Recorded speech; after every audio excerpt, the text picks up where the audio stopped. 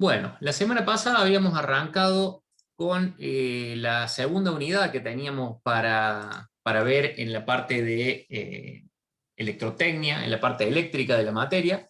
En realidad, esta unidad está planteada como la última de la parte de electricidad, pero nosotros la vemos en segunda instancia, dejamos para el final máquinas eléctricas, porque máquinas eléctricas se termina resolviendo como fue la parte de instrumentos y mediciones. Es decir, vemos la parte teórica, hacemos un práctico simulado, presentan un informe y ahí se termina. Si fuésemos al laboratorio, ensayaríamos las máquinas y con el informe de esos ensayos se termina. En el caso de instalaciones eléctricas no podemos hacer ensayos de instalaciones eléctricas porque una instalación se construye y se usa. Entonces, ¿qué es lo que vamos a ver? Toda la metodología de cálculo y diseño de una instalación, de modo que ustedes tengan los elementos suficientes para que en el futuro, si tienen que ejecutar una instalación simple o incluso certificar una instalación de las que ustedes van a estar habilitados, lo puedan hacer, pero sin, entrar en mucha profundidad en instalaciones industriales que ya, según lo que conversamos la semana pasada, los excede. No obstante eso, queremos ver algunas cuestiones para que ustedes tengan en cuenta, ya sea no para ejecutarla o certificarla, pero sí por ahí para que sepan, si en algún momento, estando a cargo de una industria del rubro de ustedes o del que fuere, tienen que contratar el diseño de una instalación eléctrica, que sepan de qué se trata de una instalación eléctrica subterránea, una instalación eléctrica embutida, cuáles son los sistemas de protección mínimos e indispensables que se necesitan, o por ejemplo para la instalación de su casa. Entonces vamos a ir viendo todos estos conceptos y cómo se termina materializando, como dijimos la vez pasada, la aprobación con la presentación de un trabajo práctico grupal, que hasta el momento está planteado que no sean más de 4 personas por grupo, pero ya recibí varias consultas de que quieren que sean hasta 5. Cuando llegue el final de la unidad y tengamos que armar los grupos, ahí recuérdenmelo, vamos a ver según la cantidad de personas que estemos todavía involucrados en el desarrollo de esta parte de la materia, por ahí a lo mejor habilitamos los grupos de 5 personas para que no sufran tanto, para que no tengan que desintegrarse como vienen los esquemas de cómo vienen trabajando hasta el momento. Entonces ahí lo dejo en manos de ustedes para que cuando vayamos terminando esta unidad me recuerden ese tema y vemos cómo nos armamos para la presentación de los trabajos. Pero bueno, esta unidad entonces se termina redondeando con una evaluación de seguimiento, igual que la que hicimos con instrumentos eléctricas, más un trabajo práctico que no va a ser ensayo ni simulado ni de laboratorio, sino el cálculo por parte de ustedes de una instalación eléctrica relativamente simple. Entonces, esta unidad. La semana pasada hacemos un repaso muy rápido de lo que vimos. Definimos instalación eléctrica, que era todo el conjunto de materiales, elementos y dispositivos que permitían alimentar todas las cargas eléctricas de un inmueble.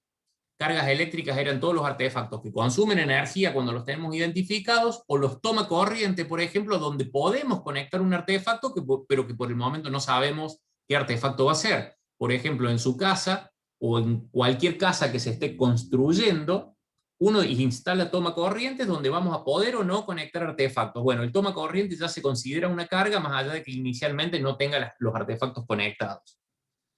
El objetivo general y proceso previsto para el desarrollo de la unidad, lo que habíamos dicho, vamos a ver todo el marco normativo y vamos a ir desarrollando un ejemplo, de modo que incluso las planillas de cálculo que vayamos completando y utilizando para este ejemplo les sirvan a ustedes como guía o como base para la instalación que van a tener que diseñar ustedes. Analizamos las previsiones de la ley 10.281, que es la de seguridad eléctrica de la provincia de Córdoba, las categorías de instaladores, los tipos de instalaciones que pueden certificar cada instalador y qué requisitos debe cumplir un profesional para ser categoría 1, categoría 2 o categoría 3. Ustedes si hoy hicieron un curso, para quienes me prestaron atención en ese detalle y les interesó, un curso como instalador electricista habilitado, de lo que se están dictando actualmente es para aspirar a la categoría 3. Ahora, en el momento en que ustedes se reciban y tengan el título profesional de ingenieros químicos, el Colegio de Ingenieros Especialistas, les dije, los está habilitando para certificar las mismas instalaciones que un idóneo de categoría 3, con la sola diferencia que este idóneo tiene que hacer un curso de 160 horas, aprobar un examen teórico práctico. Ustedes, con el solo hecho de tener el título y estar matriculados en el Colegio de Ingenieros Especialistas, pasan a estar habilitados para certificar ese tipo de instalaciones eléctricas. Dirán que es poco, dirán que es mucho, tengan en cuenta, el título de ustedes es de ingenieros químicos. Sin embargo, se les permite certificar instalaciones eléctricas de pequeño tamaño, pero que al fin y al cabo tienen la posibilidad de hacer. Vimos Luego de eso, ¿cuál es el procedimiento para el diseño y cálculo de una instalación eléctrica? Relevar toda la información del emprendimiento doméstico, industrial, comercial, es decir, dónde va a estar ubicado, las dimensiones del inmueble, si es una sola sala, si son múltiples salas, dónde está ubicada la calle, porque del lado de la calle es donde tenemos la red de distribución del prestador que nos va a vender la energía, y por ende ahí es donde tenemos que construir el pilar donde vamos a tener el medidor, y ahí va a estar uno de los tableros de los que vamos a hablar en un rato. Y de ahí en adelante los 10 pasos para el diseño de la instalación, que los vamos a repasar en la medida que vayamos avanzando ahora. Luego de eso viene la elaboración de un documento técnico del proyecto de la instalación eléctrica, que vamos a ver al final cómo va a estar compuesto, y gran parte de eso va a ser el documento que van a tener que presentar ustedes como trabajo práctico para aprobar esta unidad y lograr promocionar la parte eléctrica de la materia. Respecto de el primero de los puntos de esos 10 pasos que vimos, vuelvo una plantilla para atrás, dijimos tenemos 10 pasos ya, y habíamos empezado con alguno de ellos. Vamos a repasarlo desde el principio. En el primero teníamos que ubicar, antes que nada, las dimensiones y el inmueble dentro del cual vamos a desarrollar nuestro emprendimiento y al cual le tenemos que ejecutar nuestra instalación. Habíamos dicho, era una sala de 25 metros de profundidad por 15 metros de ancho, separada desde la vía pública 15 metros, de modo que nos quedaba una especie de playa de estacionamiento y un patio trasero de 15 metros de profundidad también. Dimensiones bien simples para que nos haga bien fácil hacer los números. Tenemos que situar las cargas, que es ubicarlas, pongámoslo de esta manera, geométricamente en esta vista en planta, en este plano, en este croquis del inmueble. Ubicábamos 3 tomacorrientes monofásicos sobre la pared izquierda, 3 tomacorrientes trifásicos sobre la pared derecha, 3 máquinas M1, M3 y M2 en el interior, 2 líneas de tubos fluorescentes I sub I1 e I sub I2, iluminación interior 1, iluminación interior 2, 2 lámparas de vapor de mercurio al frente, 2 lámparas de vapor de mercurio al fondo, que conformaban iluminación interior 1 e iluminación exterior 1 e iluminación exterior 2. Esas son todas nuestras cargas situadas e identificadas. Ahora teníamos que ver respecto de la identificación qué tipo de cargas eran, y habíamos visto la máquina 1 era una máquina monofásica de 4 HP con todos sus datos, máquina 2 también era una máquina de 10 kW, máquina 3 una máquina de 25 kW trifásica, 3 tomacorrientes de 10 amperes monofásico, 3 tomacorrientes de 16 amperes trifásicos. En la iluminación interior eran 2 líneas de 8 tubos fluorescentes de 105 watts cada una. Y las exteriores 1 y 2, también 2 lámparas de 250 vatios de vapor de mercurio. El próximo paso, y aquí es donde quedamos la semana pasada y dijimos que ya era tarea para esta clase, es determinar las intensidades nominales de cada una de estas cargas, teniendo en cuenta las características definidas en el punto anterior, y calcular la potencia simultánea de la instalación. Esa potencia simultánea es la que nos va a permitir determinar si ustedes pueden o no certificar la instalación.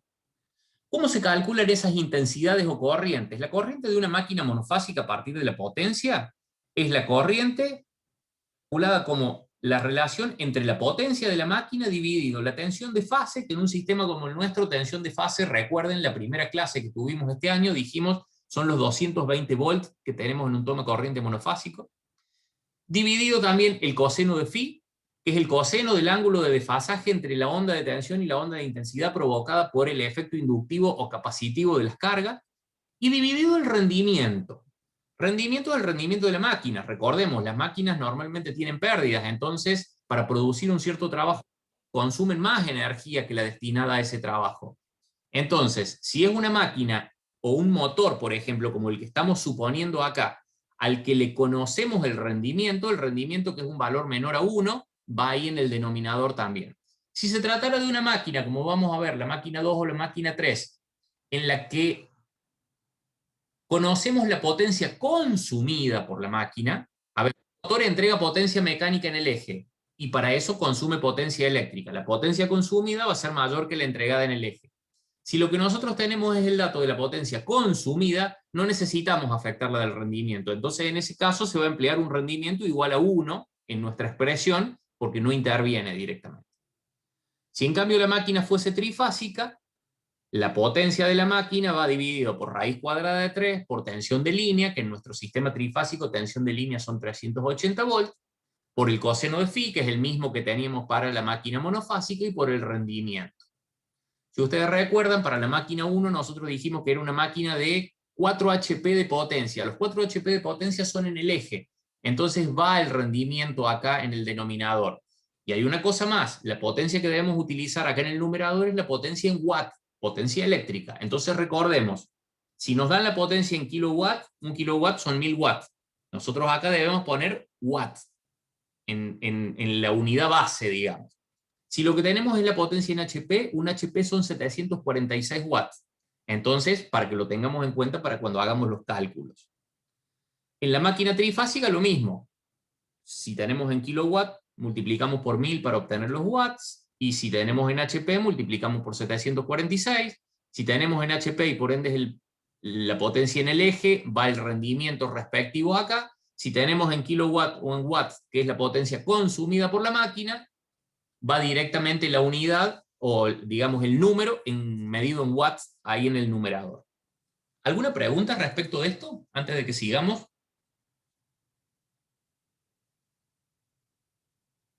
Bien, supongo que viene todo en orden.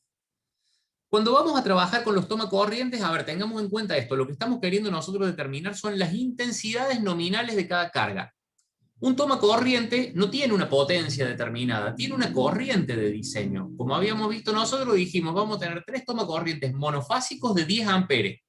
Entonces lo que necesitamos ya es la corriente que tenemos de los tomacorrientes, de los artefactos, de los dispositivos estos.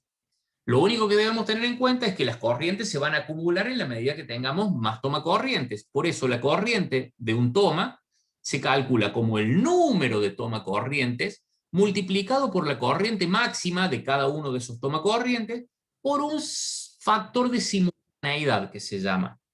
Entonces nosotros dijimos, por ejemplo, tenemos 3 tomacorrientes monofásicos de 10 amperes. ¿Qué quiere decir? Número de tomacorriente va a ser 3. Corriente máxima va a ser 10, la corriente de cada uno. Factor de simultaneidad es un número que varía entre 1 y decimales menores que 1. Por ejemplo, si lo que estamos considerando es un solo tomacorriente, se toma factor de simultaneidad 1. ¿Qué quiere decir eso? Yo si tengo un tomacorriente, ¿lo uso o no lo uso? Lo uso es multiplicado por 1 al 100%, no lo uso, entonces no lo instalo. Ahora, si tengo 2 tomacorrientes, la probabilidad de que yo los use a los 2 en simultáneo a máxima potencia son casi nulas. Lo más probable es que use solo uno o que los use a los 2 a la mitad de la carga. Entonces, en ese caso, el factor de simultaneidad para 2 tomacorrientes es 0,5. Si voy a usar 3 tomas corrientes, o voy a tener 3 tomacorrientes como estamos planteando acá, el factor de simultaneidad que se toma es 0,35. Es decir, acá sería 3 tomacorrientes por 10 amperes cada uno por 0,35 el factor de simultaneidad. Y si tenemos más de 3 tomacorrientes, el factor de simultaneidad que usamos ya es 0,2 y no lo modificamos más. Si pasamos a la corriente de los conjuntos de artefactos de iluminación, la corriente de esos artefactos va a ser igual al número I de artefactos de iluminación por la potencia P de esos artefactos, en watts también, dividido la tensión de fase, que son 220 volts, y el coseno de phi de esos artefactos. Recuerden que acá hablamos de tensión de fase, ¿por qué? Porque todos los artefactos de iluminación son siempre monofásicos, en 220 volts. Las máquinas pueden ser en 220 volts monofásicos o en 380 volts trifásicos. ¿Preguntas hasta el momento? ¿O ya los perdí a todos? Profe, una consulta. Entonces, cuando sacamos la corriente de los tomacorrientes, salen todos como un conjunto, ¿no? Calculás Exactamente. una sola cosa. Vos normalmente en tu casa, ya vamos a ver ahora, si se tratara de una instalación nueva hecha conforme a la normativa vigente, que lo vamos a ver en un ratito, vos normalmente seccionalizás la instalación. Vos en tu casa, por ejemplo, en tu departamento, vas a tener 2 circuitos como mínimo. Uno de iluminación, uno de toma corrientes. Y eso quiere decir que vos a la entrada en el tablero principal del departamento o vivienda vas a tener 2 llaves termomagnéticas. Con una conectas o desconectas la iluminación y con otra conectas o desconectas todos los toma corrientes. Todos esos toma corrientes están conectados al mismo circuito. Es decir, vos tenés 2 tomacorrientes en el dormitorio, 1 tomacorriente en el baño, 3 en el pasillo, 5 en el comedor y 4 en la cocina. Tenés un montón de tomacorrientes. Entonces, están todos conectados al mismo circuito. Para calcular la corriente total máxima a la hora de analizar el diseño de la instalación, vas a tener un factor de simultaneidad 0,2. ¿Por qué? Porque tenés más de 3 tomacorrientes conectados todos al mismo circuito, básicamente. Entonces, por eso se calcula el número de tomas corrientes por la corriente máxima de cada uno, por ese factor de simultaneidad, porque van a estar todos como grupo conectados a un mismo circuito eléctrico. Bien, pasamos entonces al cálculo de las intensidades. Acá puse las expresiones, las vamos a ver rápidamente. La corriente de la máquina 1 era una máquina de 4 HP, cada HP tiene 746 watts, es potencia en el eje, entonces va dividido por 220 volt, que es la tensión, por 0,753, que es el coseno de phi de ese motor que estamos considerando, por 0,85, que es el rendimiento. Nos lleva a 21,19 amperes. Pasamos a la máquina 2, que era de 10 kilowatts. Como es que en kilowatt la potencia es la potencia consumida, no necesitamos el rendimiento acá, entonces es 10 por 1000 para pasar a watt, dividido 220 porque es monofásica, 0,8 que es el coseno de phi nos da 56,82 amperes. Si en una máquina no tenemos el coseno de phi, o no lo conocemos, lo simulamos o lo suponemos en 0,8 y no le vamos a estar errando demasiado, para que ustedes lo sepan para cuando llegue el momento de hacer un cálculo. Ahora viene algo importante, fíjense, este cálculo que hicimos de la máquina 2 es una máquina de 10 kilowatts. Pasamos a la máquina 3 que es de 25 kilowatts. Por es de 25 por 1000 en el numerador. Pero fíjense, una máquina de 25 kilowatts es 2 veces y media más grande que una de 10. Sin embargo, como es trifásica, para calcular la intensidad que va a consumir, es dividido raíz cuadrada de 3 por 380, que es la tensión de línea, 380 volt, pero por 0,8, que es el mismo coseno de phi que supusimos para la máquina 2, y fíjense, consume 47,47 amperes, cuando la monofásica consumía 56,82, pero sin embargo la trifásica es de 25 kilowatts, 2 veces y media más grande que la monofásica. ¿Se entiende el por qué en algún momento les dije que en la primera clase que las instalaciones trifásicas son más eficientes que las monofásicas? Podemos Sí, profe, casi 3 bastante más veces la eficiente. potencia con una corriente menor en una instalación trifásica. Ahora, una instalación trifásica es un poquito más costosa. ¿Por qué? Porque básicamente una monofásica tiene 2 cables, fase y neutro. Una trifásica tiene 3 fases. O si necesita neutro, 3 fases más neutro. A ver, pasamos de 2 cables a 3, incrementamos en un 50% los cables, pero incrementamos en un 250% la potencia transmitida. O si pasamos a 4 cables, duplicamos los cables, incrementamos en un 100% la cantidad de cables, pero en un 250% la potencia transmitida. Entonces, por eso las instalaciones trifásicas se dice que son más eficientes que las monofásicas. Es un poquito más costosa la inversión, pero nos permite usarla de mejor manera porque tiene mejor rendimiento desde todas las perspectivas. Pasamos ahora a los tomacorrientes monofásicos. La corriente de los tomas monofásicos, 3 por 10 por 0,35. 0,35 era el factor de simultaneidad que lleva 10,5. Tomacorrientes trifásicos, 3 por 16 por 0,35. 0,35 era el factor de simultaneidad que suponíamos para cuando teníamos 3 tomacorrientes de cada tipo en cada circuito.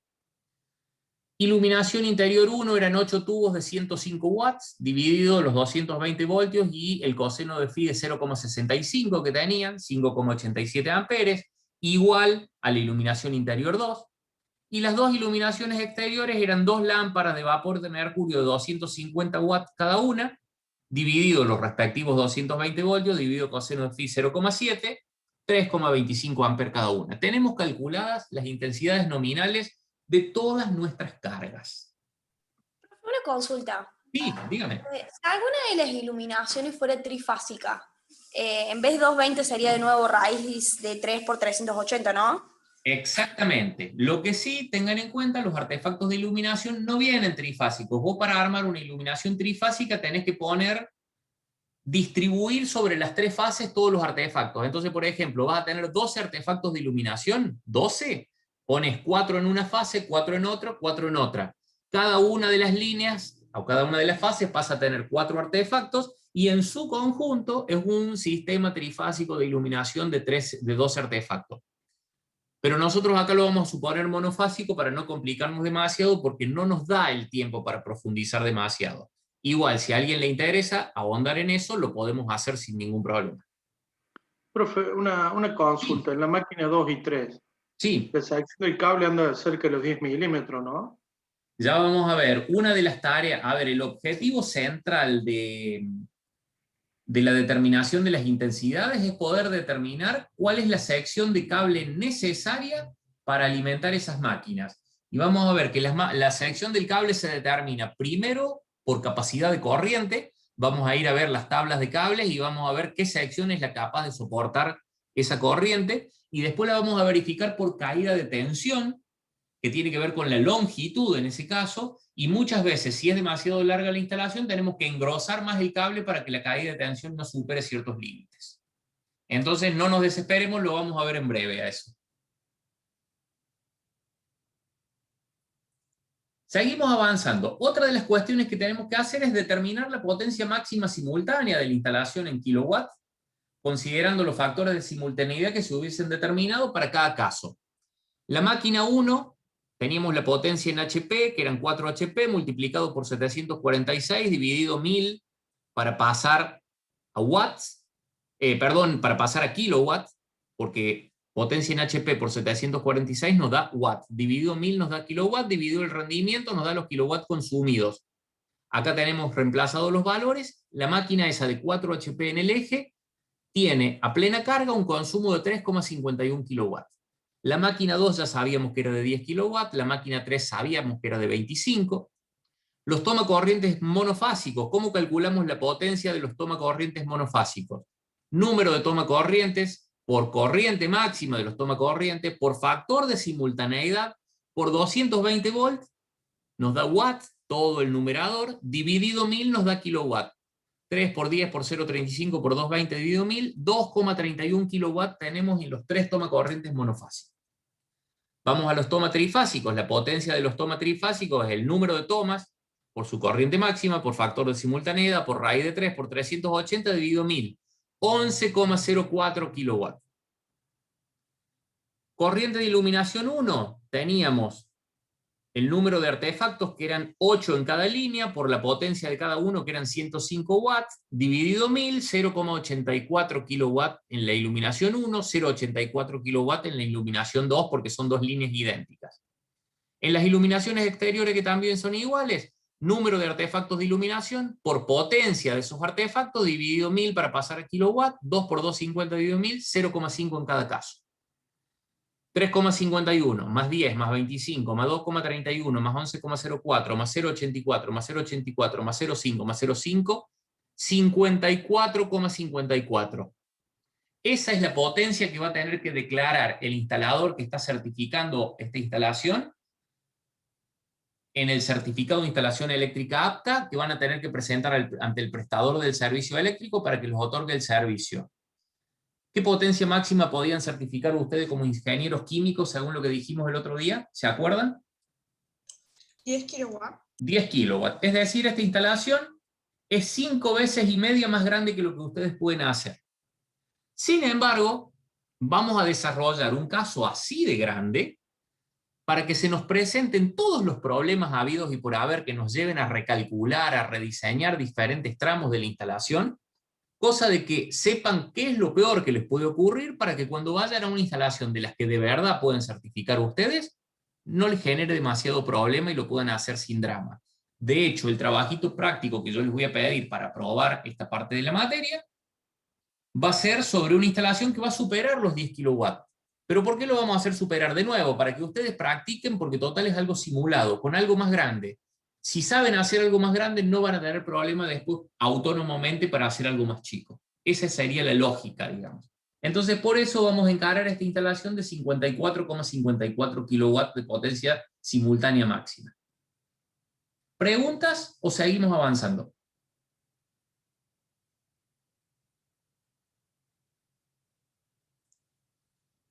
Seguimos avanzando entonces. El próximo paso, el paso 3 de esos 10 que habíamos enumerado y leído rápidamente la semana pasada, es ubicar e identificar los tableros eléctricos, las líneas y los circuitos terminales que compondrán la instalación a desarrollar y representarlos en lo que se llaman los esquemas topográficos. Entonces, estamos hablando de 3 cosas primero: tableros eléctricos, líneas eléctricas, circuitos eléctricos. ¿Qué son los tableros eléctricos? Son espacios físicos, es decir, cajas o gabinetes, se les llama, y el conjunto de dispositivos y elementos instalados en su interior que permitirán maniobrar o proteger cada línea o circuito eléctrico. A ver, no sabemos qué es una línea o circuito eléctrico, pero lo vamos a ver en breve. Los tableros son la caja dentro de la cual vamos a poner los dispositivos que nos permitan maniobrar o proteger cada línea o circuito. Es decir, el tablero es el propio gabinete o caja, más los interruptores o dispositivos que tenemos en el interior. Ustedes saben en su casa, en su departamento, si estuviésemos en el aula, en la facultad, ¿cuáles son los tableros eléctricos? Es la cajita de chapa o plástica, dentro de la cual están las llaves que usamos para accionar la instalación, por ejemplo, cortar la energía cuando tenemos que cambiar una lámpara, o que actúa automáticamente cuando hay un cortocircuito o una sobrecarga y que decimos saltó la térmica, o cuando hubo una fuga a tierra, saltó el disyuntor diferencial. Esos son los dispositivos de protección y van dentro de un tablero plástico puesto en la pared, que nosotros le abrimos una puertita y tenemos acceso a esas llaves de control o de protección. Bueno, esos tableros, como conjuntos del gabinete propiamente dicho, más todos los dispositivos que están en su interior, tienen diferentes configuraciones según el uso. Por ejemplo, vamos a tener el tablero de medición. ¿Qué es el tablero de medición? El tablero de medición es todo lo que tenemos en el pilar donde está puesto el medidor. Si nosotros estamos en una casa, en ese tablero, por ejemplo, vamos a representarlo ahora acá con un par de rayas, como para que ustedes se ubiquen. Tenemos el pilar, si lo vemos lateralmente, al frente tiene una caja dentro de la cual va montada el medidor. Desde arriba, por ejemplo, llega un caño por el que entra el cable por el que EPEC nos alimenta, con una pipeta plástica. Este caño tiene que ser desde el año 2018 aislante o doble o metálico con aislación interna y externa. Desde aquí entran los cables, van al medidor, desde el medidor salen, y aquí detrás del pilar hay otra caja dentro de la cual vamos a tener un interruptor termomagnético al que entran los cables que salen desde el medidor, y desde ahí sale un cable que va a nuestra casa. Este tablero es el tablero de protecciones del medidor o del pilar de medición, y es al que le llamamos tablero de medición, conjuntamente con el gabinete donde está el medidor. Esto forma parte de la instalación que construye el propietario del inmueble para que EPEC le instale el medidor, o la cooperativa eléctrica acá adentro, cuando vamos y pedimos el servicio. La distribuidora eléctrica va a ir y va a verificar que esté correctamente armado, que el gabinete del medidor sea plástico aislante, que el caño sea aislante o sea metálico con aislación interna y externa, que la caja esta de atrás también sea plástica y tenga un interruptor termomagnético acorde a la potencia de nuestra instalación. Y de ahí en adelante nos conecta todo y nos dan el servicio.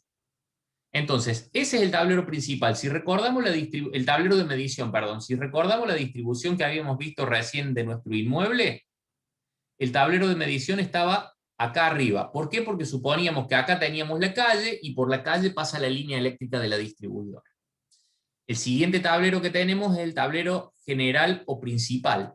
El tablero general o principal es el tablero que ustedes tienen dentro de su casa, dentro de su departamento, en el que están lo que decíamos recién, los interruptores termomagnéticos, los disyuntores diferenciales, desde los cuales ustedes cortan la energía cuando quieren manipular los cableados, porque tienen que cambiar un foco, porque tienen que cambiar un toma corriente, o donde están esos mismos dispositivos que actúan automáticamente ante sobrecargas, cortocircuitos o fugas a tierra, que ya los vamos a estudiar a fondo. Ese tablero está ya dentro del inmueble, como lo estamos dibujando acá, en un punto tal que si yo uno eléctricamente el medidor o el tablero de medición con el tablero principal, tenga siempre el recorrido más corto. Por eso, si ustedes se ponen a ver, ese tablero normalmente está cerca de la entrada y en el lugar más cercano posible al acceso de la vivienda desde la calle, para que la línea que une el tablero de medición con el principal sea lo más corto posible. Es decir, no me serviría de nada, ya vamos a ver, poner el tablero principal acá al fondo, porque yo tendría que venir con el cableado hasta el tablero principal y desde el tablero principal después volver hasta las cargas eléctricas. Acá lo que buscamos es optimizar, acortar distancias. Luego de eso vamos a tener tableros seccionales. ¿Qué son los tableros seccionales? Tableros que nos permiten seccionalizar nuestra instalación. Históricamente en una vivienda era común dividir en zonas, tener un dispositivo de protección para los dormitorios y el baño, otro dispositivo de protección o otro tablero para el comedor, el patio y la cocina. La reglamentación de la Asociación Electrotécnica Argentina, que es la reglamentación que se toma como referencia ahora para las instalaciones nuevas en Córdoba, puntualmente a partir de la Ley de Seguridad Eléctrica, dice que se debe seccionalizar según el tipo de cargas. Entonces, los tableros seccionales que nosotros vamos a usar, vamos a tener un tablero de máquinas, un tablero de toma corrientes y un tablero de iluminación. En esta industria que vamos a desarrollar, ¿qué quiere decir? Con un tablero vamos a comandar y a proteger todas las líneas, circuitos y las propias máquinas. Con otro vamos a comandar y proteger los circuitos de toma corrientes y con otros los circuitos de iluminación. ¿Qué quiere decir esto? En nuestra casa, donde no vamos a tener máquinas fijas, en donde tenemos solo toma corrientes e iluminación, vamos a tener siempre dos tableros seccionales. El de iluminación, con las llaves que cortan manualmente o automáticamente ante fallas el circuito de iluminación, es decir, se me cortó el circuito de iluminación porque hubo una falla, entonces me quedan los de toma corrientes para conectar una lámpara portátil y ver lo que tengo que arreglar. Se me quema algo, me falla el circuito de toma corrientes, me queda la iluminación conectada para poder tener luz y ver mientras arreglo. Esa es la idea de seccionalizar de esta manera.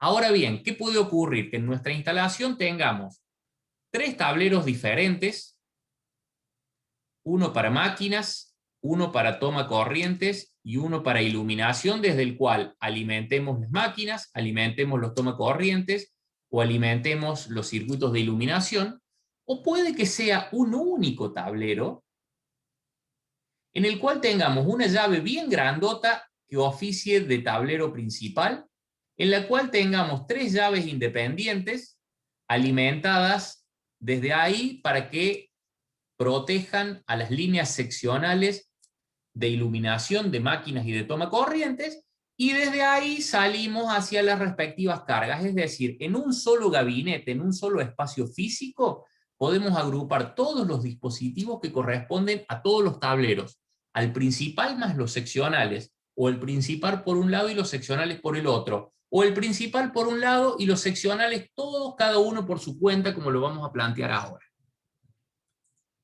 ¿Preguntas respecto de esto? Ahí ya en un planito vamos a empezar a ver toda esta situación, pero estoy atento a cualquier pregunta que quieran hacer o cualquier duda que le vaya quedando. Profe, entonces el único fin de tener seccionado el flujo eléctrico sería de que en caso de una falla los otros flujos no se vean afectados. Exactamente, porque en tu casa, por ejemplo, te permitiría, si se te corta el circuito de iluminación, en el de toma corrientes podés enchufar una lámpara portátil o un velador para alumbrarte mientras arreglas el otro. Si se te corta el de toma corrientes, encendés las luces para poder ver mientras arreglas. Si estuviésemos en una fábrica, en un emprendimiento como el que estamos diseñando ahora, una falla en una carga de iluminación, si estuviese todo conectado junto, me haría saltar y desconectar toda la fábrica completa. Me quedaría sin luz, me quedaría sin toma corrientes y se me apagarían las máquinas.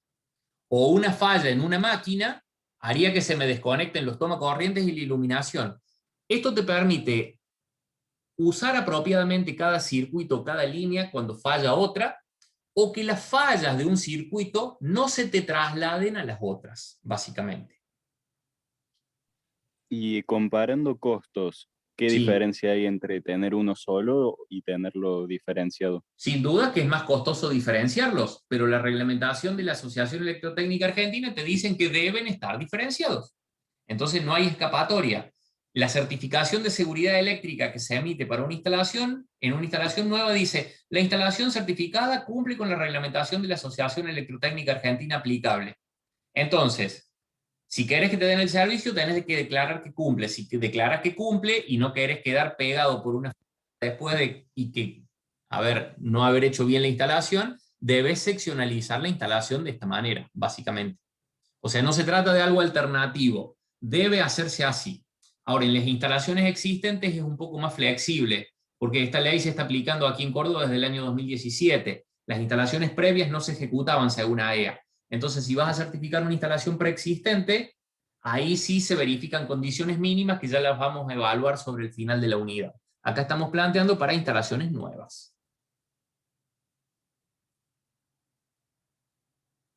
¿Entendido?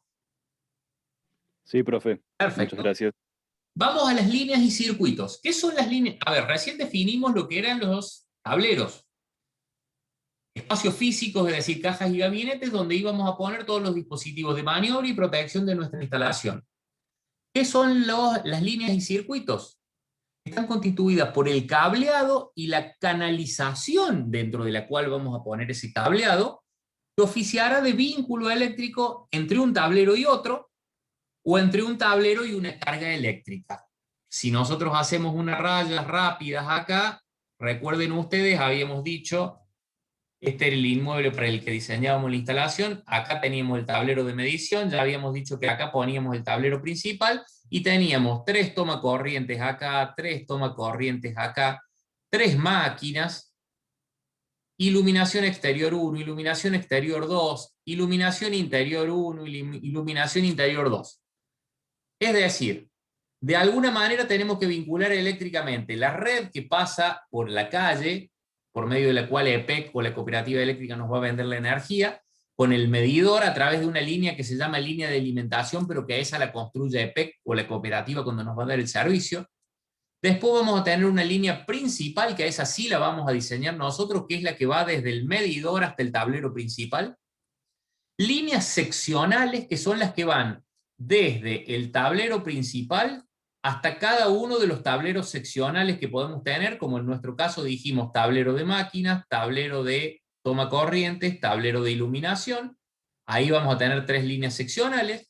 Y después los circuitos terminales, que son los que van desde esos tableros seccionales a la máquina 1, a la máquina 3 y a la máquina 2, por ejemplo.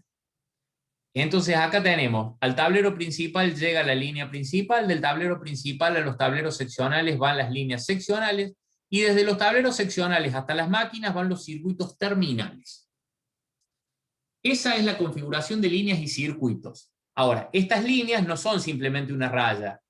¿Qué dijimos que son? Son el conjunto de el cableado que vamos a necesitar, la cantidad de cables que vamos a tener que instalar entre cada tablero para alimentarlos eléctricamente, o entre cada tablero y cada carga para alimentarla eléctricamente, conjuntamente con la canalización. ¿Qué es la canalización? La canalización, si es una instalación embutida, es un caño dentro del cual ponemos y hacemos pasar todos los cables que necesitamos para que vayan desde un extremo al otro.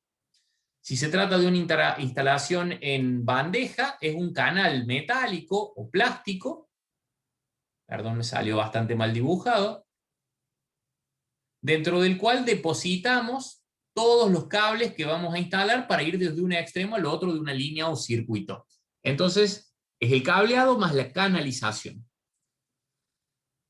Dicho eso, pasamos a un esquema topográfico o esquemas topográficos. ¿Qué es lo que vamos a hacer? Esquema topográfico es la representación, le pongo entre comillas, geográfica, de todas las cargas, de todos los tableros y de todas las líneas y circuitos sobre la vista en planta, sobre el plano o croquis del inmueble al que queremos diseñarle la instalación. Entonces, por ejemplo, acá tenemos representado en los tenemos 3 tableros topográficos, 3 esquemas topográficos, pero que si ustedes se fijan es el mismo inmueble, es decir, el tablero de medición de la izquierda es el mismo que el del medio, es lo mismo que el de la derecha. ¿Por qué? Porque es el mismo inmueble. Lo único que hemos hecho es que en cada uno de los 3 planos dibujamos por separado las cargas que corresponden a cada línea seccional, a cada tablero seccional. Entonces, tenemos el tablero de medición que es único. Tenemos el tablero principal que será único o será diferente para cada sección. Único. Es único. El tablero principal es único, pero lo dibujamos 3 veces porque estamos dibujando 3 veces el inmueble. Ahora, después tenemos 3 tableros seccionales, el tablero de máquinas, el tablero de toma corrientes, el tablero de iluminación, que esos sí son diferentes, y cada uno corresponde a cada una de las líneas seccionales que estamos considerando. Entonces, ¿qué debemos tener en cuenta acá? El tablero de máquinas y el tablero de toma corrientes se ubican siempre en una posición que, siendo suficientemente accesibles para que nosotros podamos ir y cortar la energía cuando lo necesitemos, nos signifiquen la menor cantidad de metros de instalación eléctrica. Entonces, fíjense, dijimos, del medidor al tablero principal, el menor recorrido posible en metros, para que el cableado sea lo más corto posible. Del tablero principal al tablero de máquinas, que esté también en una ubicación tal que nos permita llegar fácilmente a las máquinas, pero que a su vez esté fácilmente accesible acá, desde la puerta de ingreso, porque si yo tengo que entrar rápido a cortar la energía de ese tablero de máquinas, lo encuentre rápidamente. El equivalente a nuestra casa sería que el tablero de protecciones esté cerca de la puerta de entrada, en un lugar visible, nunca dentro de un placar o atrás de un ropero, porque va a ser totalmente imposible acceder al mismo si tengo que ir a cortar de emergencia la energía ante una falla, por ejemplo, y tengo que cortar manualmente. Eso con los con los tableros de toma corrientes y con los tableros de máquinas que vimos recién. Ahora, con el tablero de iluminación debemos tener una precaución adicional. ¿Qué necesitamos tener en cuenta adicionalmente a eso, a practicidad, a acortamiento de distancia? ¿Qué más hay que ver en un tablero de accionamiento de circuitos de iluminación? ¿Por qué lo habré dibujado, si le prestan atención en el esquema de la derecha, aquí al lado de la puerta de ingreso? Esta representación que tenemos acá es la puerta, de esa manera se esquematizan en los planos las puertas de ingreso a un inmueble. Acá tenemos una puerta de doble hoja. ¿Por qué el tablero de iluminación está acá, al lado de la puerta principal de ingreso? ¿Qué se imaginan ustedes? Para poder prender la luz. Exactamente, para que sea cómodo encender la luz cuando entramos al oscuro o cuando salimos a la noche. A ver, imagínense que el tablero de iluminación estuviese acá al fondo. Desde el tablero principal deberías recorrer 15 metros, no, perdón, no recuerdo, 25 metros hasta el fondo con cables que son caros, tener los interruptores acá, y resulta que cuando yo llego a la mañana, en pleno invierno, que hace frío y es de noche, llego a esta puerta, tengo que atravesar todo el inmueble para encender las luces, y cuando me voy a las 11 de la noche, que salgo del aula, si se tratara del aula en la facultad, alguien tiene que venir a apagar la luz y salir caminando entre los bancos a oscuras. Tiene que estar al lado de la puerta de ingreso por una cuestión de practicidad. Entonces, esos son los esquemas topográficos que se representan. Puede ser uno solo, pero sería una maraña de cables o de rayas demasiado complicada si superponemos el gráfico de la izquierda con el central con el de la derecha. Nos conviene representar uno por sección, uno por tablero seccional, tal cual lo tenemos identificado acá. El único problema que tenemos es que vamos a dibujar 3 veces diferentes el tablero principal, 3 veces diferente el tablero de medición, pero también hemos dibujado 3 veces diferente la vista en planta del inmueble, pero es para practicidad a la hora de que nos ubiquemos allí. Eso es el esquema o esquemas topográficos. ¿Dudas respecto de esto? No, profe. Profe, una consulta. Sí, diga. ¿Ahí el sistema sería monofásico o trifásico? Bueno, vamos a ver que el sistema va a ser monofásico o trifásico según las cargas que estemos alimentando. Entonces, por ejemplo, el sistema de iluminación 1 y 2 lo vamos a suponer monofásico porque vamos a decir que todos los tubos fluorescentes estos están conectados a una misma fase, cada uno de ellos. El circuito de iluminación exterior 1 va a ser monofásico, el circuito de iluminación exterior 2 también va a ser monofásico. El circuito de toma corrientes monofásicos va a ser monofásico, pero el de toma corrientes trifásicos va a ser trifásico. Y los circuitos de máquinas van a ser monofásicos o trifásicos según sea monofásica o trifásica la máquina. Luego de eso, la línea seccional de máquinas sí o sí va a tener que ser trifásica porque alimenta a cargas trifásicas y monofásicas. La línea seccional de tomas va a tener que ser trifásica porque alimenta a tomas monofásicos y a tomas trifásicos. Es decir, una línea trifásica puede alimentar cargas monofásicas, porque una línea trifásica es igual a 3 monofásicas. Ahora, una línea monofásica no puede alimentar cargas trifásicas. Entonces, por ejemplo, la línea seccional de tomas, porque alimenta tomas trifásicos y monofásicos, va a ser trifásica. Y la línea seccional de iluminación la vamos a suponer monofásica. ¿Por qué? Porque alimenta todas cargas monofásicas. Nosotros podríamos suponerla trifásica diciendo, che, en una fase conectamos la iluminación interior 2, en otra fase la iluminación interior 1 y en otra fase las dos iluminaciones exteriores. Pero nos complicaría el análisis, no llegamos con el tiempo a hacerlo. Si lo hacemos a todo monofásico, funciona igual, y dejamos la instalación trifásica para quien le interese o para cuando, si nos hacemos tiempo de profundizarlo, básicamente. Profe, una consulta, ¿de qué depende el tipo de canalización? Lo vamos a ver hoy. Depende del tipo de instalación que vos quieras hacer. En tu departamento, en tu casa, todas las instalaciones sean embutidas en caño bajo revoque. ¿Por qué? Porque no te gusta que se vean los caños en tu casa. Si fuésemos a la facultad nos encontraríamos que son caños a la vista. ¿Por qué? Porque los laboratorios, todo eso son instalaciones de hormigón premoldeado, que no podemos calarlo para poder poner el caño bajo el revoque, entonces lo dejamos a la vista.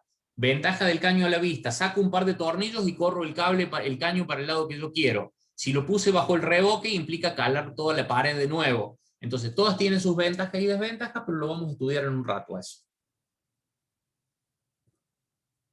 Bien, si seguimos avanzando, pasamos a un cuarto paso, a un cuarto punto de nuestro listado de 10 ítems para calcular correctamente una instalación eléctrica, que es la representación del diagrama unifilar.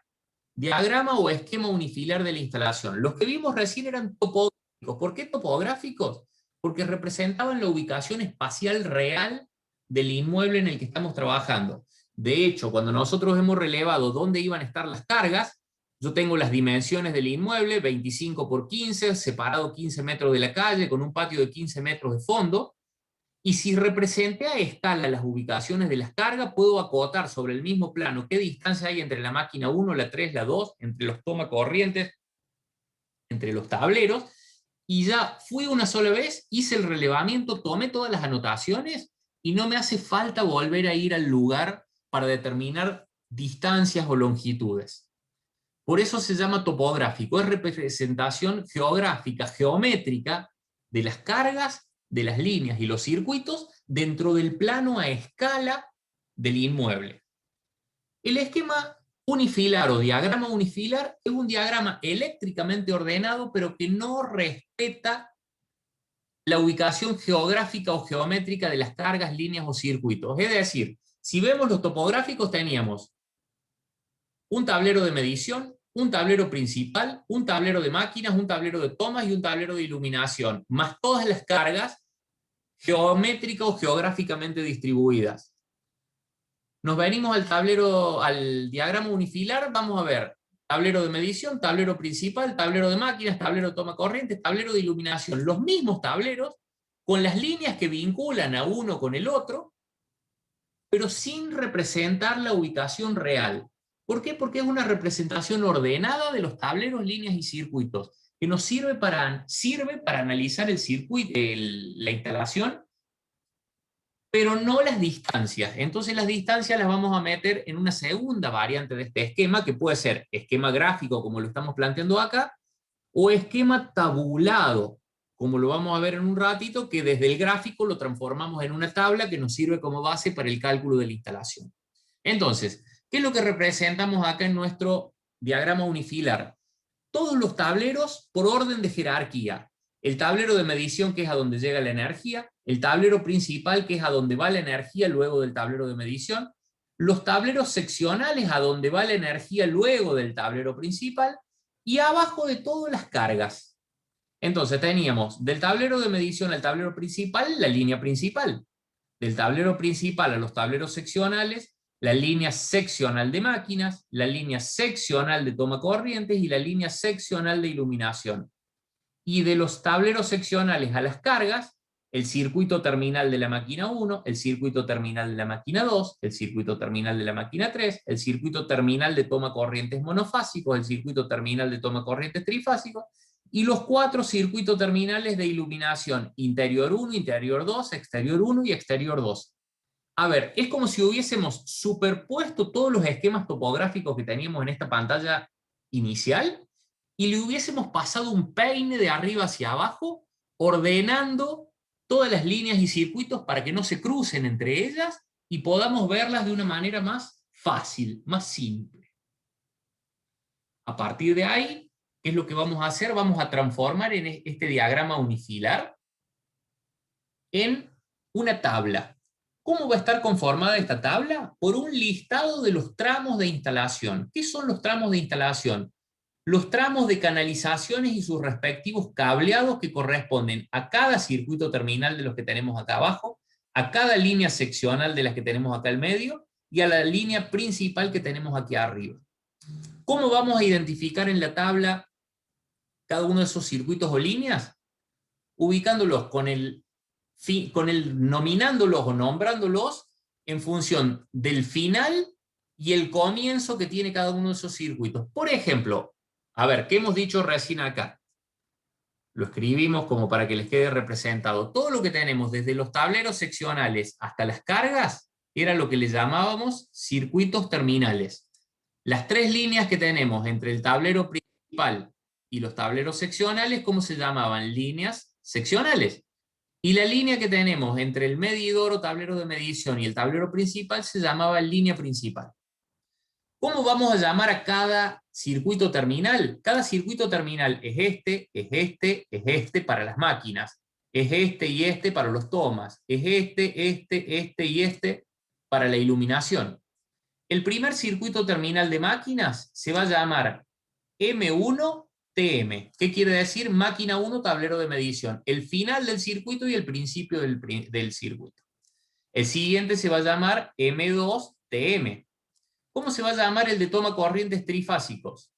Se va a llamar toma corrientes trifásicos guión tablero de toma corrientes. ¿Cómo se va a llamar el de iluminación exterior 2? O iluminación exterior 1, indiqué ahí. Iluminación exterior 1, tablero de iluminación.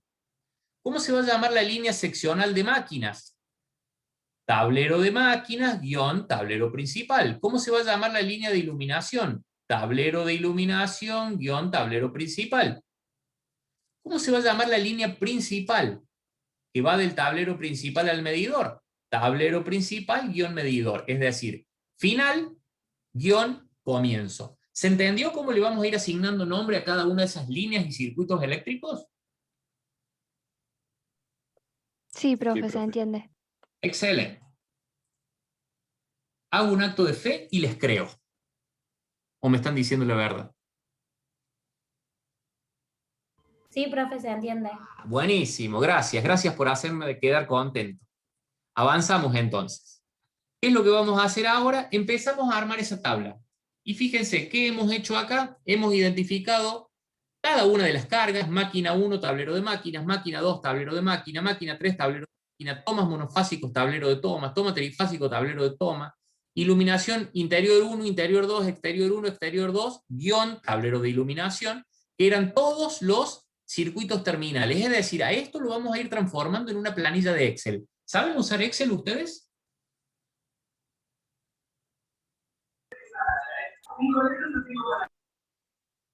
¿Más o menos? ¿Sí o no? Bueno, no importa. Yo esta planilla de Excel ya se la he cargado en autogestión y se la voy a habilitar en breve en una clase del aula virtual cuando llegue el momento, en donde ¿qué es lo que hacemos? En una columna identificamos todos los tramos, como dijimos hasta ahora, de los circuitos terminales. Al lado, en la segunda columna, identificamos si es circuito terminal, si es línea seccional o si es línea principal. Entonces, ¿qué tenemos? Las líneas seccionales van del tablero de máquinas, de toma corrientes y de iluminación al principal, y después del tablero principal al tablero de medición. En la segunda columna, entonces, dejamos indicado si es circuito, línea seccional o línea principal. Eso es importante porque una parte de la verificación de la instalación se va a hacer en función de ese dato. Luego de eso, en una tercera columna, indicamos la tensión nominal.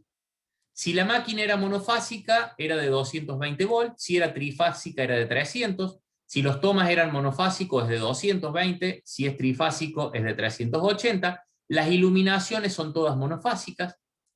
La línea seccional, que va del tablero de máquinas al tablero principal, si alimenta tanto máquinas monofásicas como trifásicas, debe ser trifásica.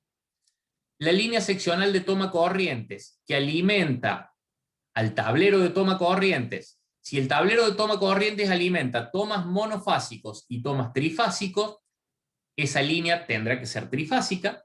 Recuerden, siempre que la carga sea exclusivamente monofásica, la línea o circuito puede ser monofásica, pero en el lugar donde confluyen cargas monofásicas y trifásicas, sí o sí debe ser trifásica. Del tablero de iluminación al tablero principal, como todos los circuitos de iluminación son monofásicos de 220 volts, vamos a suponer que la línea seccional también es monofásica. Y finalmente la línea principal va a ser trifásica. ¿Por qué? Porque si alimentamos tantos tableros de máquinas trifásicos como tablero de toma corriente trifásico como tablero de iluminación monofásicos, sí o sí debe ser trifásico. Ese es el criterio con el que determinamos si es 220 o 380 volts. ¿Se entendió ese paso? Profe, ¿le hago una consulta? Sí, dígame. Para las referencias se utilizan esas letras, por ejemplo, para el medidor se utiliza la letra M, ¿eso está estipulado, está normalizado? No. En un esquema, lo normalizado que tenés es lo que tenemos aquí en el esquema topográfico, en donde el tablero principal lleva sus dos diagonales cruzadas, y eso quiere decir que es principal, y el tablero de medición lleva solo una de las diagonales, perdón, el de máquinas, o el de toma corriente, o el de iluminación. Los seccionales llevan solo una barra cruzada para identificar que son seccionales. De ahí en más, al nombre se lo elegimos arbitrariamente nosotros, porque la reglamentación no te dice que debes tabularlo de esta manera, lo vamos a hacer nosotros por practicidad, básicamente. Gracias, profe. Bueno, el próximo paso que debemos hacer es, en una cuarta columna, indicar la intensidad nominal de ese circuito, de esa línea. ¿Por qué? Porque según la intensidad, vamos a ver después, en la sección que va a tener que tener ese cable. Entonces, ¿de dónde sacamos las intensidades nominales que van a circular en cada uno de nuestros circuitos terminales? Es muy simple, permítanme retroceder rápidamente. Acá las teníamos calculadas. La máquina 1, 21,19 amperes, la máquina 2, 56,82, y así hasta llegar a iluminación exterior 2, 3,25. Es decir, lo hemos calculado cuando determinamos las intensidades nominales de cada carga. Entonces, cuando nos venimos y tenemos tabulado el circuito terminal de la máquina 1, máquina 2, máquina 3, toma mono, toma tri, iluminación interior 1, interior 2, exterior 1 y exterior 2, estamos acá. Máquina 1, 21,19 amperes, máquina 2, 56, máquina 3, 47, tomas monofásico 10,5, trifásico 16,8. Iluminación 5,8, 5,8, 3,25 y 3,25. Eso es lo que ya habíamos calculado. ¿Por qué lo ponemos diferenciado en colores acá? Ya lo vamos a ver en su momento cuando tengamos que verificar estos circuitos. Se verifican de diferente manera según sean de fuerza motriz o de iluminación. Fuerza motriz, que son máquinas o toma corrientes. Por eso los circuitos terminales de máquina y toma corriente tienen su área pintada en este color rosita, anaranjado o algo así, y los de iluminación en celeste. Cuando nos venimos a las líneas seccionales, la de máquina y la de toma corriente es de fuerza motriz, la de iluminación es de iluminación, por eso los tenemos diferenciados en colores también. Y cuando nos venimos a la línea principal tiene un tercer color diferente. ¿Por qué? Porque la línea principal es compartida para iluminación y para fuerza motriz. ¿Por qué? Porque la instalación tiene una sola línea principal, y a través de esa línea principal ingresa la energía tanto para fuerza motriz como para iluminación. Mientras que en las líneas seccionales tenemos una línea seccional de tomas, una línea seccional de máquinas y una línea seccional de iluminación. Están desagregadas. Y en los circuitos terminales también. Los circuitos de máquina son estos que están arriba, los circuitos de iluminación estos que están un poco más abajo. Ahora bien, ¿cómo determinamos, dijimos recién, las intensidades que va a consumir cada carga? La habíamos calculado antes. Ahora, ¿cómo determinamos las intensidades en amperes que van a circular en las líneas seccionales y en la línea principal? ¿Qué se imaginan ustedes? ¿Cómo calcularemos? Acá ya están los números, pero no se los voy a dar regalados. Veamos cómo es que los tenemos que calcular. Recordemos esto, ahí aplica ley de Kirchhoff. Primera ley de Kirchhoff. ¿Se acuerdan que decían la primera ley de Kirchhoff? La suma de las corrientes es entrante igual a la saliente. Exactamente. En un circuito o instalación eléctrica o donde tenemos un nodo, la suma de las corrientes entrantes a ese nodo es igual a la suma de las corrientes salientes. Y si nosotros analizamos nuestro esquema unifilar, acá dibujado en chiquito, teníamos acá arriba el tablero de medición, tablero principal, tablero de máquinas, tablero de tomas, tablero de iluminación. Del tablero de máquinas salían 3 circuitos hacia las 3 máquinas, del tablero de toma salían 2 circuitos hacia los 2 circuitos de toma corriente, y del de iluminación salían 4 circuitos. Todos estos circuitos terminales son los que tenemos identificados acá arriba. El de la máquina 1 lleva 21,19 amperes, el de la máquina 2 lleva 56,82 amperes, el de la máquina 3 lleva 47,54 amperes. Es decir, si por el circuito terminal de la izquierda de máquina salen 21 amperes, por el siguiente salen 56 y por el siguiente salen 47 hacia las máquinas, ¿cuánto tendrá que entrar a través de la línea seccional de máquinas?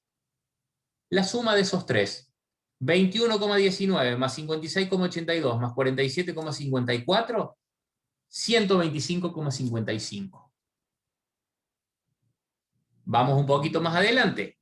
Línea seccional de toma corrientes, TTC/TP.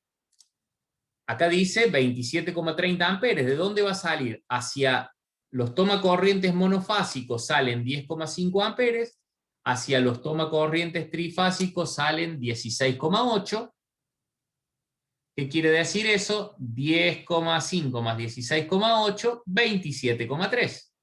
Y cuando nos vamos a iluminación, tenemos, salen 5,87, 5,87, 3,25, 3,25. ¿Cuánto entra al tablero de iluminación? 18,24. Y si nos venimos a la línea principal, ¿cuánta corriente deberá transportar va a transportar nominalmente la línea principal, que es la que va del medidor al tablero principal, por donde entra toda la energía de nuestra instalación? Será la suma de lo que sale por la línea seccional de máquinas, más lo que sale por la línea seccional de toma, más lo que sale por la línea seccional de iluminación. Es decir, 125 más 27 más 18,24, 171,09. ¿Se entendió la lógica de cómo hemos determinado las corrientes de los circuitos terminales a partir de cada grupo de cargas o cada carga? Las de las líneas seccionales a partir de la suma de cada carga correspondiente a cada tablero seccional. Y las de la línea principal como suma de las 3 corrientes de las líneas seccionales. ¿Qué ventaja tiene? Una consulta. Sí, dígame. ¿Puedes repetir lo de los colores? Bueno, con los colores tenemos diferenciado lo que es fuerza motriz de iluminación. A eso lo vamos a ver en la próxima clase. Las máquinas son tipos de cargas a las que se les llama fuerza motriz. ¿Por qué? Porque lo usamos para producir en general trabajo mecánico. A los toma corrientes, en general, los vamos a usar para conectar circuitos de iluminación a veces, pero en general para conectar máquinas. Entonces, por eso se llama FM, fuerza motriz. Pero lo vamos a ver en la utilidad más adelante. Yo se lo nombré por el momento, nada más. Todos los circuitos de iluminación son iluminación. ¿Por qué? Porque cuando tengamos que hacer la verificación de caída de tensión, la caída de tensión es diferente lo que se puede admitir según el circuito sea de fuerza motriz o de iluminación.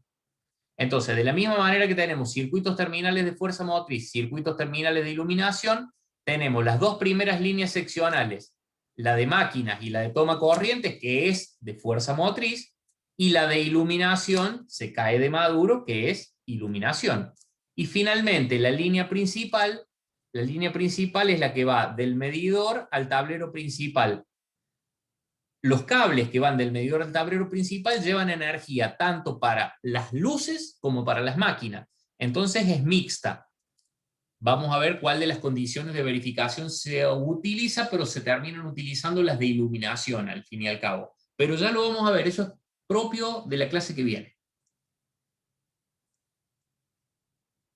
Bien, seguimos avanzando y completando esta planilla de Excel. Lo bueno es que si esto lo desarrollamos en una planilla de Excel, en una pestaña del Excel vamos a tener todas las expresiones para haber autocalculado las corrientes nominales de las cargas.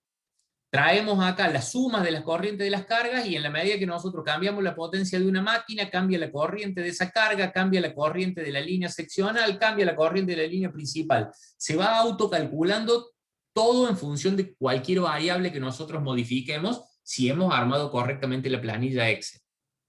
Ahora, ¿cómo sigue la historia? Tenemos que ir, a una introducción previa.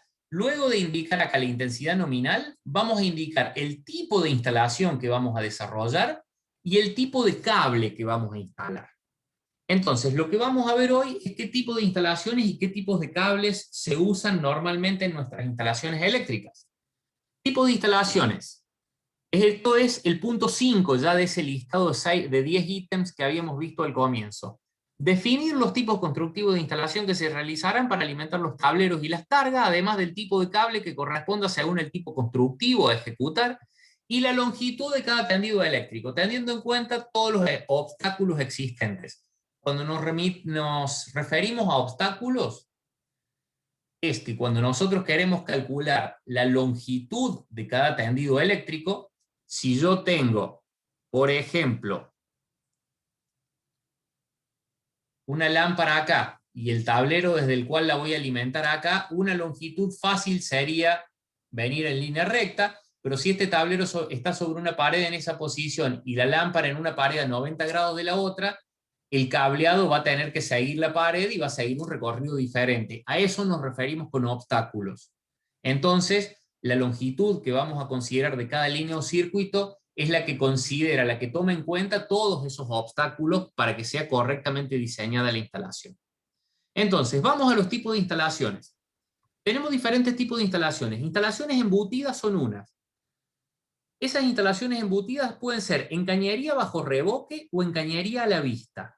Una instalación embutida bajo revoque es esta que tenemos representada aquí en el esquema de arriba a la izquierda. Vemos una pared de ladrillos que todavía no está revocada, dentro de la cual se practicaron caladuras y se pusieron caños plásticos dentro de los cuales vamos a hacer que se deslicen los cables que ustedes ven que ahí en la foto aparecen en los extremos. Es decir, ese cable viene por el caño desde arriba y aparece en esa boca. Este otro entra a este cable, viene y llega aquí a la boca de abajo. Cuando esta vivienda está terminada, se revoca la pared y el caño no se ve más. Es lo que tenemos en nuestras casas, en nuestros departamentos habitualmente. Estéticamente es lo más lindo de todo porque nosotros lo único que vemos es el interruptor que tenemos en esta boca, el toma corriente que tenemos en esta boca. Pero no vemos lo que hay entre medio. Entonces, eso es espectacular a la vista. Ahora, ¿qué pasa si yo de repente este toma corriente necesito correrlo 2 metros a la izquierda? No lo puedo hacer. ¿Por qué? Porque tendría que romper la pared de nuevo, sacar el caño y llevarlo hacia el otro lado, o llevar un cable nuevo hacia el otro lado, y es engorroso, porque si ya estoy viviendo en la casa, meter albañiles es complicado. Entonces, una solución que se suele usar es esta que tenemos a la derecha, de caños a la vista. ¿Qué quiere decir? El caño está engrapado directamente arriba de esta pared de madera, de troncos. ¿Qué ventaja tiene? Si necesito trasladarla, levanto los tornillos con la que todo esto está adosado a la madera y lo corro 20 centímetros o 2 metros a la derecha o a la izquierda hacia el lugar que yo quiero. O la desarmo y saco la instalación, cosa que cuando está bajo revoque no puedo hacer. ¿Qué desventaja tiene cuando estamos en esta condición? Que está los caños a la vista y por ahí estéticamente no es lo que más nos agrada. En una casa normalmente no se usa. pero cuando vamos a instalaciones comerciales o industriales es muy común porque es una instalación muy flexible en el sentido de que me deja modificarlo fácilmente si lo necesito. Ventajas de estas instalaciones, que son de fácil instalación los cables. Primero, permiten usar cables de los más baratos que hay, que ya los vamos a ver cuando estudiemos cables en el próximo punto. Pero lo principal es que si yo tengo una boca acá, una boca acá, y un caño que las une, y hay 5, 7, 8 metros ahí entre una boca y la otra, lo que se usa es una cinta pasacable para pasar los cables. ¿Qué es una cinta pasacable? Un rollo de un alambre flexible que se introduce aquí por un extremo y se lo va empujando con la mano para que vaya entrando y llegue y aparezca en el otro extremo. En esta punta que quedó afuera tiene un ojo al cual yo le cuelgo todos los cables que necesito pasar dentro de ese caño y comienzo a tirarla ahora desde acá a la cinta pasacable de manera que pasa íntegramente por dentro del caño y finalmente me termina embutiendo los cables. Cuando los cables llegaron, por ejemplo como acá, desde un extremo al otro, los desato de la cinta pasacable y ya quedaron embutidos. Los pasé a todos de una sola vez. Esa es una de las grandes ventajas. Y el cable este que se pone en este tipo de instalaciones es el más económico de todos. Entonces hace que la instalación, en definitiva, sea cara por cómo vamos a poner los caños, pero sea barata por el tipo de cable. Por eso hablamos de ventajas comunes a partir del tipo de cable. Otro tipo de instalación que podemos hacer de estas características embutidas es que usemos cables canales. ¿Cuáles son los cables canales? Esta es la 1C que tenemos identificada acá. Es esto que tenemos acá abajo. Son unos canales de plástico de sección rectangular, cuadrada, de diferentes medidas, dentro de la cual ponemos los cables y le ponemos una tapa que quedan allí dentro. Este es un cable canal puesto a la altura de un zócalo en una casa, en donde ahí adentro ven ubicados los cables, y este hombre con la mano le está poniendo la tapa para que queden embutidos. ¿Cuál es el problema que tiene? Esto, que mientras yo voy poniendo la tapa, si los cables están un poco sueltos, se me caen y me resulta difícil armarlo. Entonces, por ejemplo, una instalación con cable canal nunca se pondría en el techo de una casa. Imagínense, este es el techo, estas son las paredes, el cable canal boca abajo, no tengo cómo hacer que se queden los cables hasta tanto le ponga la tapa. Entonces es imposible ponerlo en un techo. Es difícil ponerlo en una pared, pero ¿cuál es la ventaja? Es fácil de instalar. Por ejemplo, borro todas mis rayas. Armé este toma corriente que va a ir instalado acá, al cual puedo conectar el equipo de música o el televisor de mi casa. Pero resulta que terminé poniendo un mueble acá que me lo tapa y necesito trasladarlo aquí al costado. ¿Qué es lo que puedo hacer? Pongo un cable canal adosado a la pared y acá al lado armo otra caja con otro toma corriente al cual puedo enchufar los artefactos. Estos cables canales, si yo los miro en sentido axial, digamos, miro su perfil, recién dijimos, es un canal rectangular o cuadrado sobre el cual se pone una tapa plástica, que es esta que se está instalando acá, suelen ir atornillados a la pared con un tornillo y un tarugo con un tirafondo, o suelen traer otros una base con un autoadhesivo al que le sacamos el papel protector y queda pegado automáticamente a la pared sin necesidad de hacer agujeros, nada de eso. Estas son todas las instalaciones embutidas. Caño bajo revoque, estético pero difícil de modificar. Caño a la vista, más fácil de modificar. Cable canal, fácil de instalar cuando necesito hacer una ampliación de una instalación que ya está ejecutada. Otro tipo de instalaciones son las subterráneas. Las instalaciones subterráneas pueden ser en túnel. ¿Qué es un túnel? Como esto que tenemos aquí a la izquierda.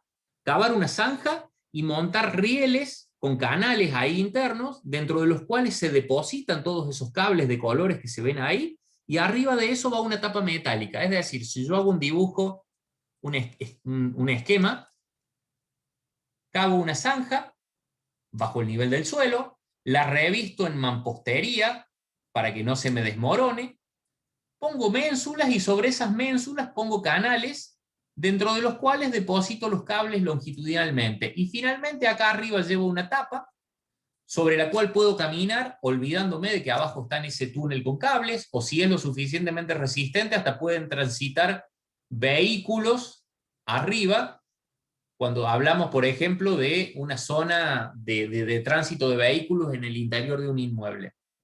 Instalación en túnel. Ventaja de esta instalación, yo saco la tapa y tengo accesibles todos los cables, por si tengo que reparar, por si tengo que sacar uno, o por si tengo que instalar uno nuevo dentro del mismo túnel.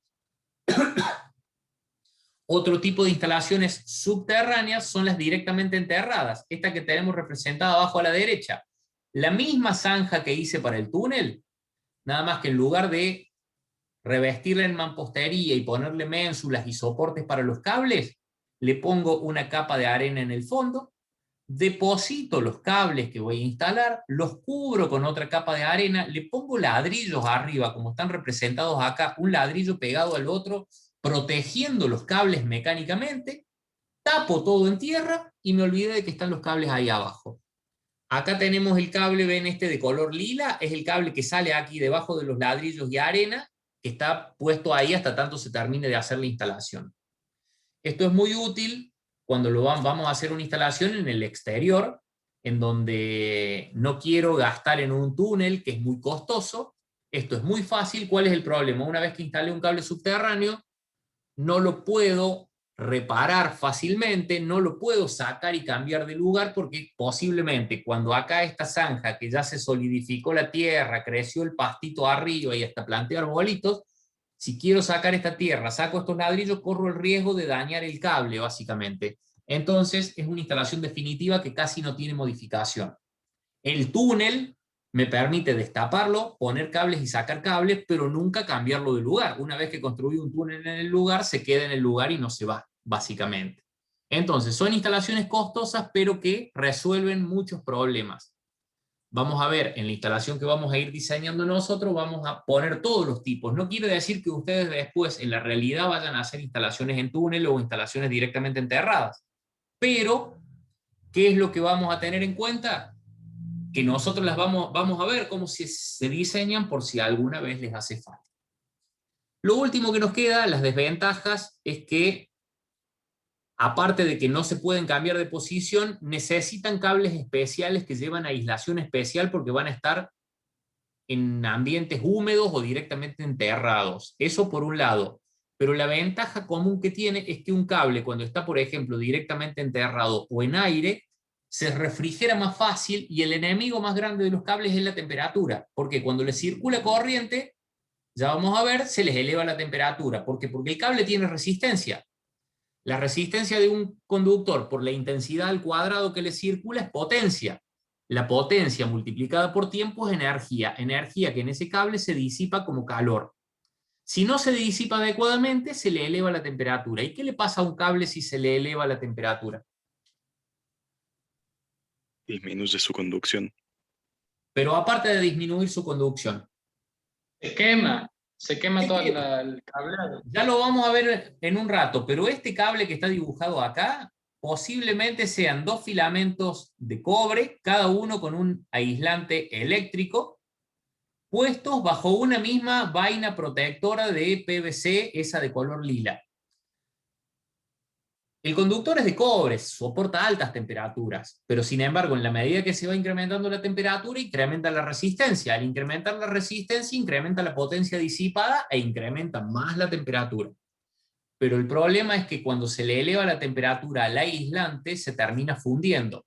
Y dos cables que antes estaban aislados por las respectivas capas de PVC, si se fundió el PVC y se pusieron en contacto la fase con el neutro, tengo una tensión de 220 volts aplicada a un conductor cerrado sin resistencia entre medio, porque se puso en cortocircuito. ¿Qué corriente circula ahí? Corriente igual a 220 volts dividido resistencia igual a 0, tiende a infinito. Es un cortocircuito, explota todo. Entonces, por eso, debo mantener refrigerados los cables. A ver, evitar que se calienten. Una forma de evitar que se calienten es si los pongo bajo tierra, porque la tierra le oficia de refrigerante. Ya vamos a ver cuando estudiemos los cables y cómo se los dimensiona, que un cable del tipo subterráneo, que es el que se tiene que poner enterrado o en túnel, cuando está en túnel, que es decir, en aire, porque el túnel, al fin y al cabo, lo que lo refrigera el cable es el aire, soporta una determinada corriente. Si lo pongo directamente enterrado como el de la derecha, soporta corrientes más grandes. ¿Por qué? Porque la tierra lo enfría, básicamente, y el enemigo del cable es la temperatura. Otros tipos de instalaciones pueden ser instalaciones aéreas. ¿Qué son las instalaciones aéreas? Por ejemplo, la que tenemos representada arriba a la derecha, en bandeja abierta, que es un canal metálico, como tenemos ahí, suspendido del techo, dentro del cual se depositan los cables. Con el fondo perforado, ¿qué garantiza el fondo perforado? Que circule aire por su interior, entonces permite circulación de aire y refrigeración de los cables que tenemos allí dentro. A nivel industrial es muy útil, ¿por qué? Porque yo agarro, la desmonto de acá y la llevo a otro lugar si quiero, o sin tener que cambiar nada, agrego cables, saco cables o arreglo los que ya están puestos ahí con el solo hecho de subirme a una escalera y acceder desde arriba a la bandeja. Es una instalación costosa, pero a nivel industrial se usa mucho. Los cables de energía que se usen acá tienen que ser siempre cables como los que se usan subterráneos, en túneles o directamente enterrados. No se puede usar los mismos cables que aquí en las instalaciones embutidas. Es decir, este cable que les dije que es el más barato, que lo vamos a estudiar la próxima clase, se usa solo en instalaciones embutidas. En instalaciones en túnel o directamente enterrada como las subterráneas va cable tipo subterráneo. En las instalaciones en bandeja va cable tipo subterráneo también. Es decir, no abaratamos ahí en ese sentido, pero la instalación a nivel industrial y comercial es muy, muy interesante como solución. Otro tipo de instalaciones cuando estamos a la intemperie y necesitamos tender cableados aéreos, es este que tenemos representado abajo a la derecha, que es un cable preensamblado, se llama. Si ustedes le ven la forma, ya lo vamos a ver después cuando estudiemos cable pre-reunido, están las fases y el neutro todos juntos, y el tendido eléctrico con el que EPECO, las cooperativas eléctricas en la provincia de Córdoba, llevan la energía en los barrios donde no hay edificios en altura. Después, con una serie de morsetos se conectan las derivaciones y con eso alimenta una casa, por ejemplo, conectado a ese cable preensamblado que está sujetado a un poste a 5,5 metros de altura. Se los usa solo para distribución eléctrica, que no es lo que van a calcular ustedes, pero por ahí si en el interior de una fábrica grande que tienen que llevar en el patio desde un extremo al otro un cable para energía, en lugar de llevarlo subterráneo, como en este que tenemos representado acá, lo hacen con un cable aéreo del tipo preensamblado y no hay ningún problema. Y el último tipo de instalaciones que tenemos para ver es la que se llaman las instalaciones móviles, que no forman parte de las instalaciones que van a diseñar y que vamos a formar parte de la instalación, o que van a formar parte de la instalación de nuestra casa o de nuestra industria. Esta es la parte móvil de los artefactos. Este es un artefacto que va a ir conectado a un toma corriente o a una máquina. Fíjense, tiene estos dos cables negros de alimentación que son multipolares. Ese cable negro que se llama tipo taller es un cable sumamente flexible. Acá va el toma corriente en el extremo, que bien podría ser, si yo se lo dibujo de otra manera, por ejemplo, una soldadora eléctrica con sus rueditas, con el rollo de cable y las pinzas para soldar, que tiene un cable negro que sale y que en el extremo termina en un toma corriente trifásico. Este cable, que es el que yo desenrollo y enrollo para enchufar el toma corriente o la ficha esta macho a la pared, es este cable tipo taller, que es flexible, que tiene un aislante especial, lo vamos a estudiar en la clase que viene, que permite pisarlo sin ningún problema, y tiene una aislación reforzada para eso, que no forma parte de la instalación de nuestra casa, forma parte del artefacto que vamos a instalar en nuestra casa. Otro tipo de cable flexible para instalaciones móviles es el que se utiliza, por ejemplo, para los veladores. Si yo dibujo un velador, dentro del cual tenemos la lamparita, ahí siempre tenemos un cable que es un cable que se le llama de perfil 8, que son dos cablecitos unidos uno al otro, y en el extremo termina en la ficha monofásica con el cual lo enchufamos, y acá en el transcurso del cable tenemos el interruptor para encender y apagar la luz. Ese también es un cable para instalaciones móviles. Es decir, no forma parte de la instalación que vamos a diseñar, pero forma parte del artefacto que vamos a conectar. Puede ser el cable de la pava eléctrica, el cable de la plancha, el cable del microondas, el cable del cargador de teléfono, por ejemplo, que son la parte móvil de nuestras instalaciones. De ahí en más, damos por terminado lo que tiene que ver con los tipos de instalaciones que dijimos podían ser instalaciones embutidas, con sus ventajas, sus desventajas y el tipo de cable que se usa, instalaciones subterráneas, con sus ventajas, desventajas y tipo de cable que se usa, instalaciones aéreas en bandeja abierta, preensambladas e instalaciones móviles, y de ahí ya pasamos a los tipos de cables. Pero los tipos de cable son problema de la clase que viene, salvo que ustedes quieran que sigamos. Total, yo entro a trabajar recién mañana a las 8 de la mañana a la oficina, o sea que puedo salir hasta esa hora, o que ustedes quieran hacer alguna que otra pregunta más antes de que nos desconectemos.